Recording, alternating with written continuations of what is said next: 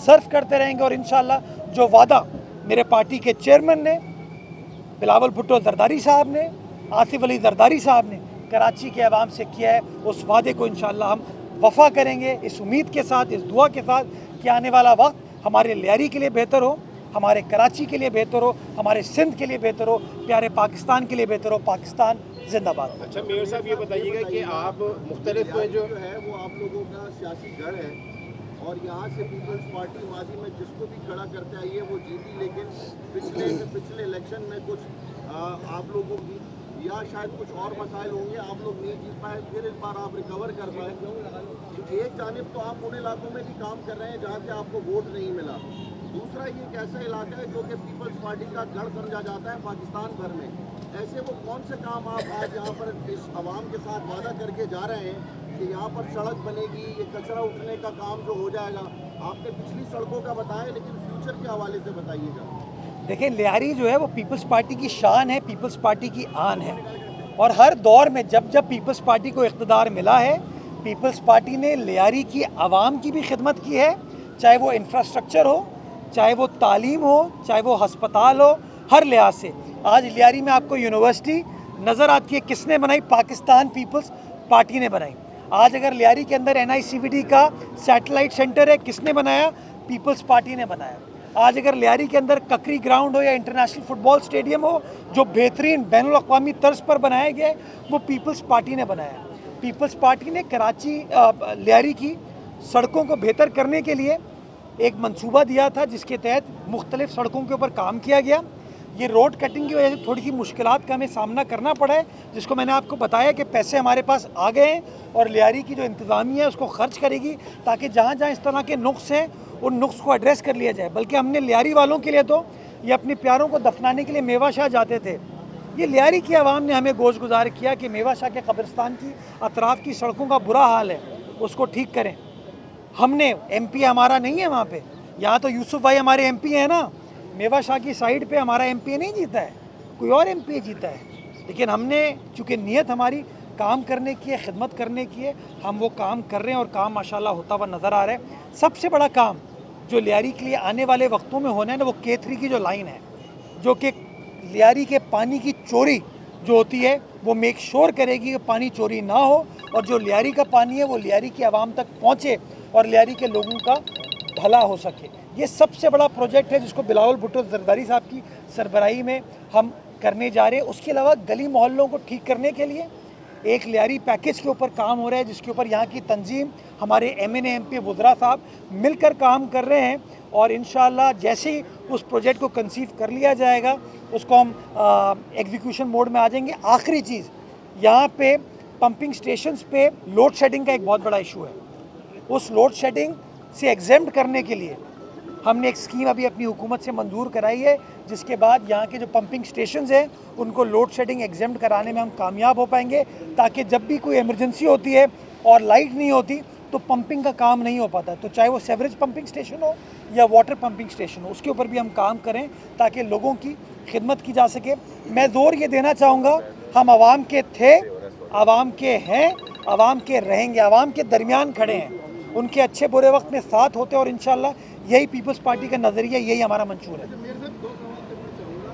एक तो 190 million pound का जो केस आया, उसमें सबसे बड़ा बेनिफिशियरी एरिया का, तो क्या सिंध हुकूमत अब उस पर अदालत से या वफाकी हुकूमत से मुतालबा करेगी MP में वो ज़मीनें जो कब्जा करके दी गई उसको वापस लिया जाए? और दूसरा, कल वाटर कॉर्पोरेशन की जानिब से 14 अरब रुपये का नोटिस बैरिया टाउन को दिया गया है, उस पर क्या एक्शन लिया जाएगा? और दूसरा सवाल ये कि लियारी की जैसे सलमान ने बात की कि आपने रिकवर किया, तो जिन लोगों की वजह से लियारी आपके हाथ से 2018 में गया था, उससे पहले जो यहाँ पे MP MNA थे, नबील जुगल का नाम ले लूँ, उनकी वजह से लियारी में जो कुछ हुआ वो सबके सामने है। आज भी लियारी में जो भी गैर कानूनी कंस्ट्रक्शन हो रही है उसमें बाकायदा तौर पर बिल्डिंग कंट्रोल अथॉरिटी वाले कहते हैं कि नबील जुगल की सरपरस्ती है, वो बाकायदा तौर पर एक सारे काम कर रहे हैं। तो ऐसी सूरत में आप कैसे लियारी को पीपल्स पार्टी का दोबारा से गढ़? नहीं, लियारी को पीपल्स पार्टी का गढ़ बनाने की ज़रूरत नहीं है। पीपल्स पार्टी का गढ़ है बाबा, किसी को जलन होती है, जलन हो, लियारी असा जो आ बाबा, हाँ मुंजो आ। तो ये गड़बड़ जो है ना, ये दूसरे लोग बनाते हैं। हमारा तो गढ़ था और गढ़ इंशाल्लाह रहेगा। जो आपने बहरिया टाउन के हवाले से सवाल पूछा, बहरिया टाउन का सिंध हुकूमत से कोई बिलवास्ता इस वक्त कनेक्शन नहीं है। उसकी वजह यह है कि उसके ऊपर एक अदालत में केस फाइल हुआ, उस अदालती फैसले के तहत बहरिया टाउन को रेगुलराइज़ किया, सुप्रीम कोर्ट ने किया, वो सिंध हुकूमत ने नहीं किया। वो पेमेंट बहरिया टाउन को सुप्रीम कोर्ट के अकाउंट में करनी है।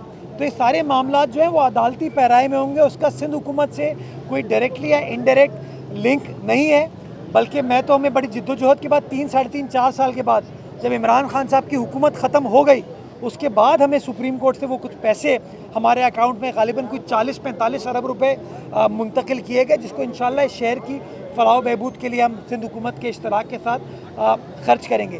बाकी जो आपने बात की गैर कानूनी कंस्ट्रक्शन की, मैं आपको ज़िम्मेदारी के साथ कहता हूँ कि हुकूमत या पीपल्स पार्टी बहैसियत सियासी जमात गैर कानूनी कंस्ट्रक्शन हो या चाइना कटिंग हो उसके हक़ में नहीं है। और कोई भी इदारा अगर इस चीज़ को फैसिलिटेट करता है वो गलत कर रहा है। हम ना उसका हिस्सा थे, ना हिस्सा है, ना हिस्सा होना चाहेंगे। आप बताइए, जहाँ जहाँ गैर कानूनी कंस्ट्रक्शन होती है मैं समझता हूँ उनके खिलाफ कार्रवाई होनी चाहिए और इंशाल्लाह वो कार्रवाई हम करके देंगे। बिल्डिंग कंट्रोल अथॉरिटी डायरेक्टली मेरे अंडर नहीं आता, वज़ीर बल्दियात के अंडर आता है। मैं आपके इस पॉइंट ऑफ व्यू को वज़ीर साहब को भी गोशगुजार करूँगा। यूसुफ भाई, उस्मान भाई मौजूद है, ये भी उनको बताएंगे कि अगर इस तरह की चीज़ यहाँ पर हो रही है तो कार्रवाई होनी चाहिए। जी, कानून के मुताबिक आगे चलेंगे इंशाल्लाह, कानून की शिकनी नहीं होगी इंशाल्लाह। अच्छा मेयर साहब, अभी हाल ही में बल्कि कल ही एक अमेरिकन खातून यहाँ पे कराची के लड़के की मोहब्बत में यहाँ आई और डायरेक्ट अमेरिका से गार्डन वेस्ट में उतर गई। अब आगे वो जाने का नाम नहीं ले रही, इस पे क्या कहेंगे? यार कराची वाले दिल वाले हैं माशाल्लाह। यहाँ से हमारे लोग अमेरिका जाते हैं, हम अमेरिका को यहाँ लेके आ गए। मैं ऑन लाइटर नोट में कह रहा हूँ, आप हमारा हाल देखें। मैं आजकल देख रहा हूँ, आज सुबह मैं टीवी देख रहा था मॉर्निंग शो, यार उसके ऊपर मेन कवरेज जो है वो इस इशू की हो रही थी। मतलब और हमारे पास कोई और इशू नहीं है, किसी का ज़ाती मामला है उसके ऊपर क्या टीवी पे कवरेज हो। अल्लाह ताला उस खातून के मसले भी हल करे, वो जो हजरत है जिनके चक्कर में वो आई थी उनके मसले भी हल करे, और जिस बिल्डिंग में वो बारात जमान है उनके मसले भी हल करे। लेकिन मैं ये समझता हूँ नेशनल टेलीविजन में तो ये चीज़ें नहीं होनी चाहिए। टिकटॉक शिकटॉक पे हो जाए, ठीक है, चलता है यार। साहब, ज़ेरे ज़मीन पानी निकालने पर 5 जनवरी 2025 को सलाउद्दीन के खिलाफ एक लेटर निकलता है इंक्वायरी का। 15 रोज़ में उसकी इंक्वायरी टेबल हुई थी, आज 25 रोज़ गुजर चुके हैं। वाटर कॉरपोरेशन की वो इंक्वायरी अभी तक मंजर-ए-आम पे नहीं आई और माशाल्लाह से सिंध हुकूमत की जान में शायद तो बचाया जा रहा है, जो तो 4 महीने के कोर्ट में भेजा जा रहा है। तो सवाल क्या कहना चाहिए? मैं आपकी इत्तला के लिए, आप चूँकि बड़े मुतहर्रिक सहाफ़ी हैं और बहुत सारी चीज़ों पे बहुत सारे ख़यालात, तख़य्युलात आप क्रिएट कर लेते हैं, मैं आपको बताता चलूँ वो इंक्वायरी वाटर बोर्ड नहीं कर रहा, वो इंक्वायरी एंटी करप्शन कर रही है। और मैं एंटी करप्शन का ना वज़ीर हूँ और ना उस इंक्वायरी को सुपरवाइज़ कर रहा हूँ। तो ये सवाल आपको एंटी करप्शन डिपार्टमेंट से पूछना चाहिए कि वो इंक्वायरी का क्या स्टेटस है। आपको खुशी ये होनी चाहिए कि कम से कम इंक्वायरी हो तो रही है, और इंक्वायरी को शफाफ बनाने के लिए हमने बहैसियत हुकूमत ये फ़ैसला किया कि अगर किसी शख्स के ऊपर डायरेक्ट या इनडायरेक्ट इल्ज़ाम लगाए तो वो उस ओहदे पर ना हो, ताकि शफाफ इंक्वायरी इन्वेस्टिगेशन हो सके। तो इन्वेस्टिगेशन चल रही है, जैसी इन्वेस्टिगेशन कंप्लीट होती है उसकी रिपोर्ट मंजर आम पर आ जाएगी और जो कानून के मुताबिक कार्रवाई होने की ज़रूरत है वो कार्रवाई होगी। मैं गुजारिश ये करना चाहूँगा कि ये तख़य्युलात हैं ना, उन्होंने बेड़ा गर्क कर दिया शहर का।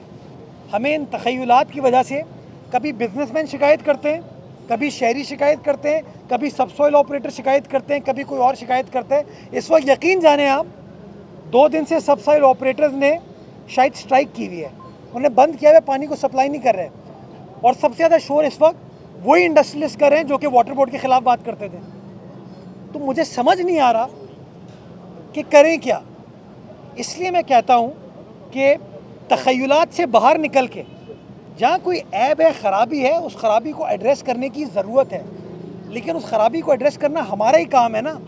जब आप बैठ के सोशल मीडिया पे ख़बरों के ज़रिए उन मामलात को हल करने की कोशिश करेंगे ना, तो नतीजे इसी तरह के होते हैं। अभी इस वक्त आज सुबह भी मुझे कल मेरी जो एक्टिंग एमडी है उन्होंने मुझे बताया कि इंडस्ट्री, मैं नाम लेता हूँ, सलीम पारिक साहब परेशान है इस वक्त, जो इंडस्ट्रीज़ के फोकल पर्सन है कि यार पानी नहीं आ पा रहा हमारे पास, उन्होंने स्ट्राइक कर ली है।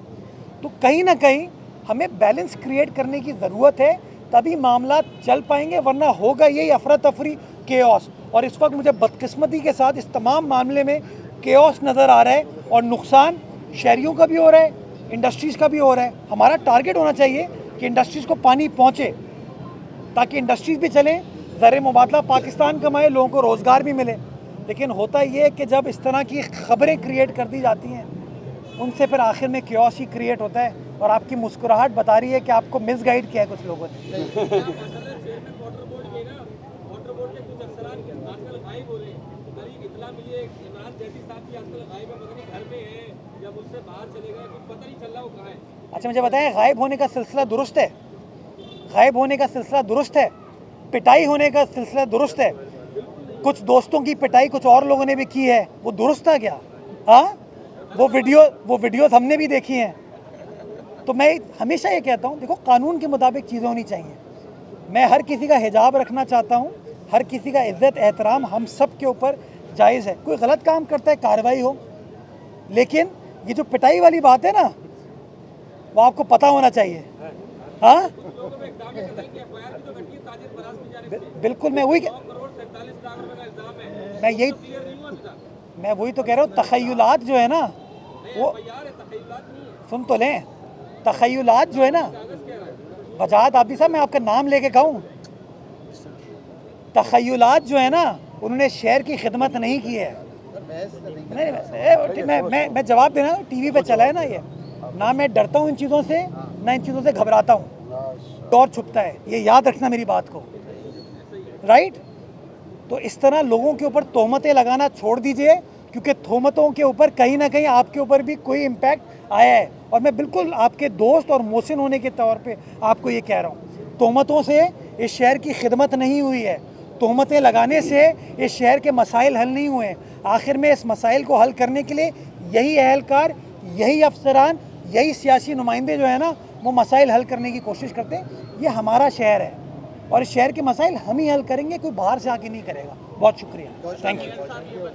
तजावुज़ात के खिलाफ जो है कार्रवाइयाँ की जा रही हैं, अब जो अपराध तजावुज़ात कायम करवाते हैं, रुकावट बनते हैं, उनके खिलाफ मुकदमात भी दर्ज किए जा रहे हैं और मेयर सहूलियात सेंटर भी बनाए जा रहे हैं। तो इस हवाले से वजाहत, एक और सवाल बड़ा इंटरेस्टिंग किया है, कहाँ गया वजाहत? वजाहत बड़ा अच्छा सवाल पूछा है शुएब ने कि तजावुज़ात के खिलाफ अगर कार्रवाई होती है ना, तो कुछ लोग हैं जो उसमें असरअंदाज होने की कोशिश करते हैं। नाम बताओगे ज़रा या मैं बताऊं?